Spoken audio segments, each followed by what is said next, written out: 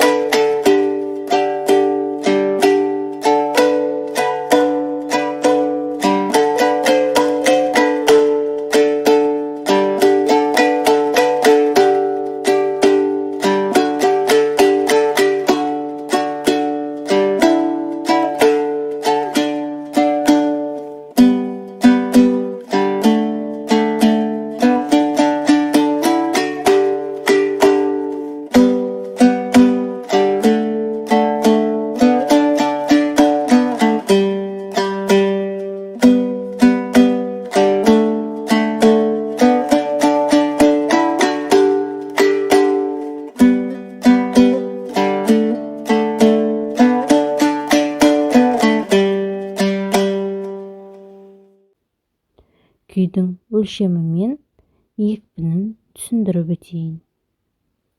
Күйді тәктілеп талдайық, жеке-жеке ойнап үйренейік. Халық күйі дегеніміз ауыздан ауызға, халықтан халыққа таралған күйді айтады. Келіншек күйі де халық күйі. Бұл күйдің авторы жоқ, сондықтан халық күйі деп аталған. Келіншек күйінің размері алдыда 8, бойында фа диез белгісі бар. Сондықтан бұл күй соль мажор гаммасында жазылған. Соль мажор гаммасы деп соль дыбысынан сольға дейінгі бойында фа диез белгісі бар гамманы айтамыз. Келіншек күйінің қағысы бір төмен, екі жоғары қағыста ойналады. Жылдам көңілді ойналатын күй. Алдымызда келіншек күйінің нотасы берілген.